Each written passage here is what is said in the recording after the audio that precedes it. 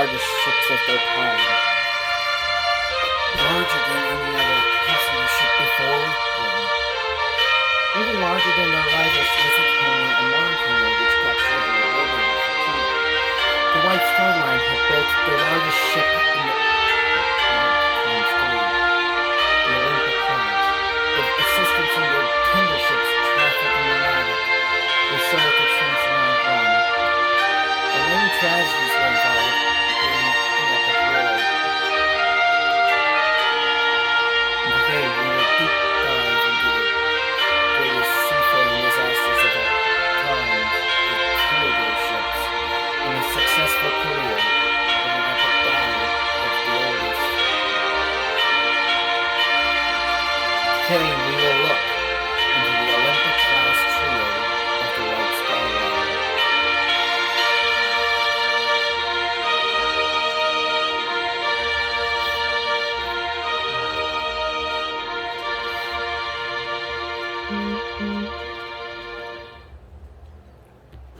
And this is their story.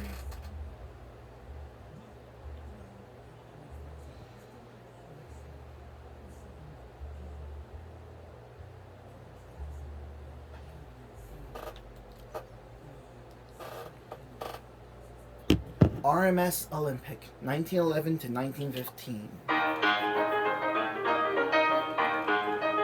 Launched on October 20th, 1910, the Olympic was the largest ship at the time of her construction, only to be dwarfed by her slightly larger sisters. She was 880 feet long, 92 feet wide, and 175 feet tall at topsail forefoot. Beginning commercial service in June of 1911, she served a successful transatlantic run between Southampton, England, and Manhattan, New York. She received a refit after the Titanic disaster. Just 2 years after her accident at HMS Hawke, and 1 year after her sister Titanic went down on the Indian iceberg.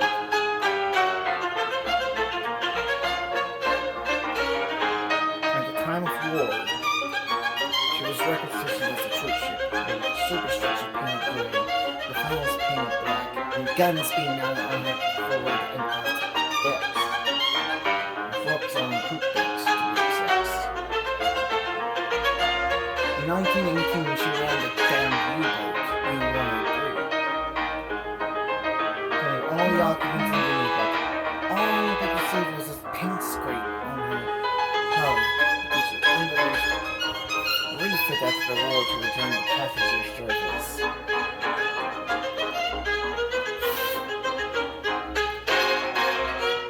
The 1920s proved to be a bustling year for the Olympic.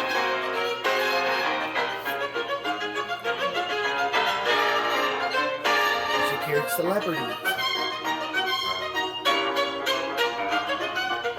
In the 1930s, she won one last refit. 3 years after the Great Depression in 1929. By 1934, she ran the American Light Ship, a horrific accident.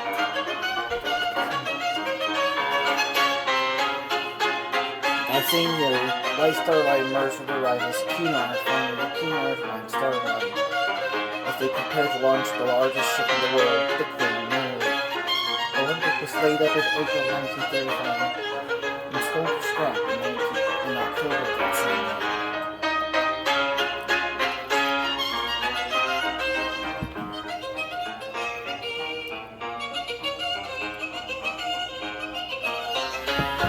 And this was the end of her.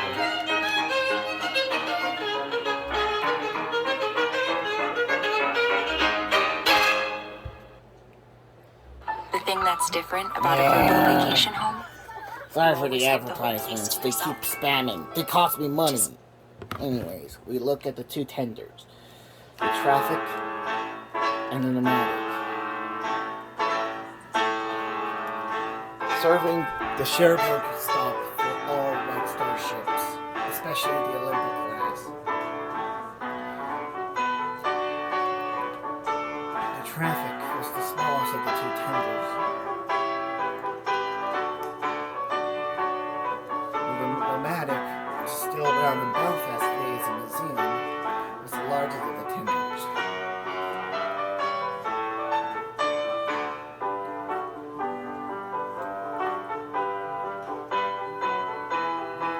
The Graphic was sadly sold for scrap in 1941 due to being damaged in the Second World War. The Nomadic was preserved, brought home to Belfast, Ireland, where she was restored to her former glory, the way we see her today. This recreation still has her appearance in 1911 and 1912.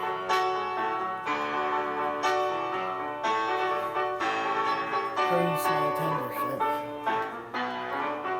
She had two propellers, one less than the Olympic class trio. Her sister, the Traffic, also had two propellers. Their layouts were very similar but with differences. Traffic had two open promenades, and the Maverick had one open promenade. Both ships had two lifeboats, one boat, and one mast.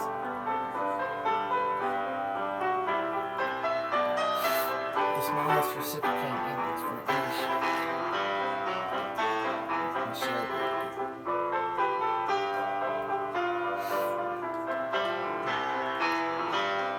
The way we see them today, they were the greatest tenders of the 20th century.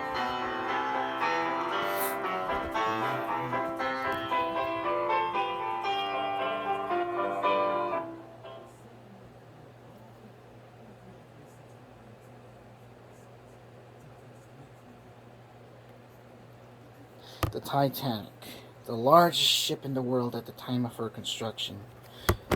On April 10th, 1912, she departed Southampton, England on her maiden voyage to New York City. A stopover in Cherbourg, France, where she was seen with the Nomadic. Then in Queenstown, Ireland, where her last photos were taken. Titanic set off for New York and would never complete the journey due to tragedy. On the night of April 14th, 1912, she collided with an iceberg at 11:40 p.m. and was doomed. Ship's designer Thomas Andrews calculated she only had an hour and a half, maybe 2 hours left to live. So Captain Smith ordered distress call space of passengers evacuating the lifeboats. And to try to keep power running as long as possible. As the bow plunged lower and lower, her stern began lifting up.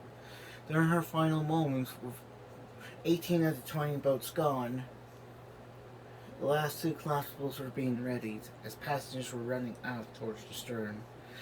By this time, the orchestra, which had been playing cheery tunes, began playing Nearer, My God, to Thee as their final piece.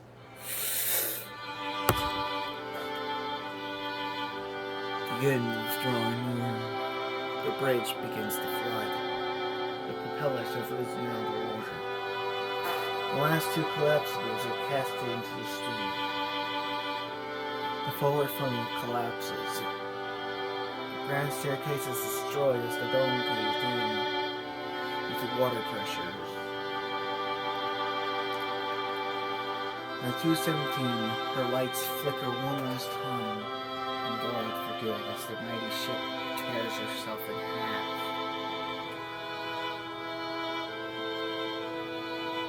By 2:20 a.m., her stern lifted up one last time and slid below the surface.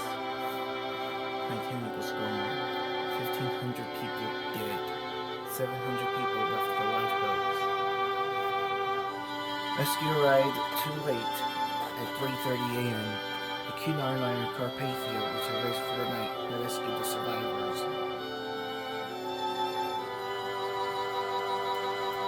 The survivors were brought into New York.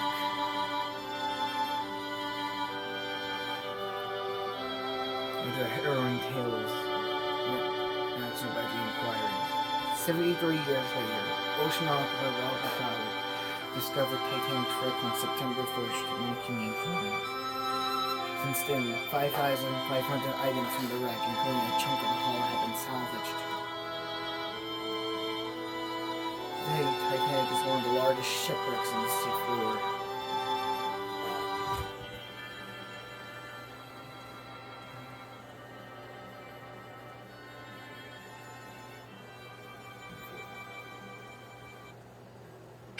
The Bridge House. Launched on February 26, 1914, she was the largest ship to be built in human history. Due to the Titanic disaster, Fancy Gadget's design aided them to be shaped with house all of her lifeboats. And she was designed to stay afloat even if 6 compartments in the bow were flooded. A lot of improvements were done to her passenger accommodations. Third class had new entrances. Central class introduced a gym, a barbershop,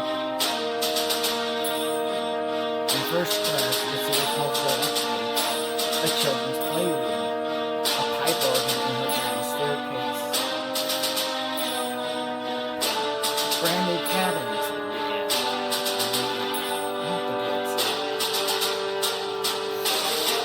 these drastic improvements were made for passenger accommodations. Unfortunately, during fitting out World War I, after 5 successful crossings, she set off from Southampton on her 6th crossing to London, where she met her fate on November 21st, 1916, where she struck a sea mine and sank, taking 30 out of 1,633. With 1,035 survivors, including the ship's captain, Charles Bartlett, the largest ship sunk in the First World War. He discovered a Jacques Cousteau in 1975 when the minister decided. I built her the way she was intended as an ocean liner to show what she could have looked like as a memorial to the 30 men who died with her.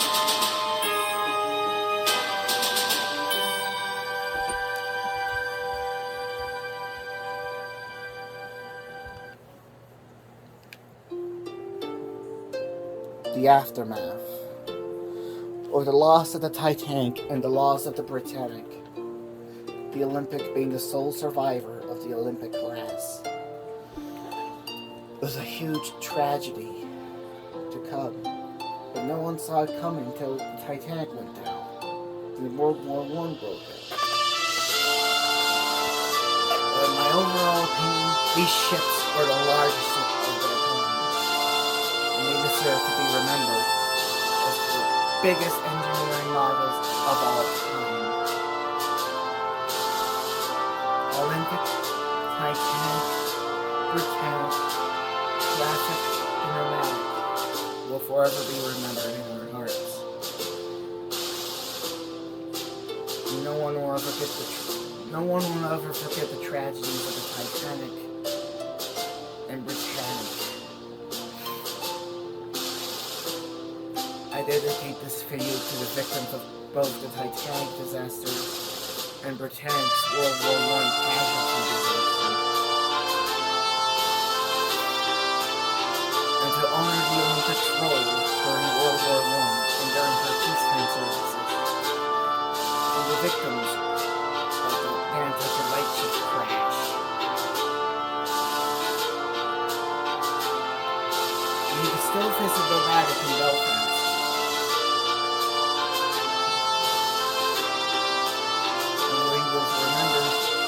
Traffic before her scrapping.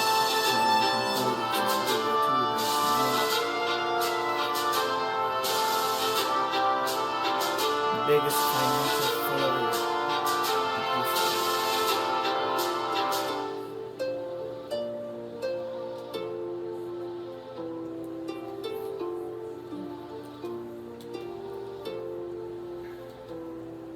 We will forever remember these ships in our hearts.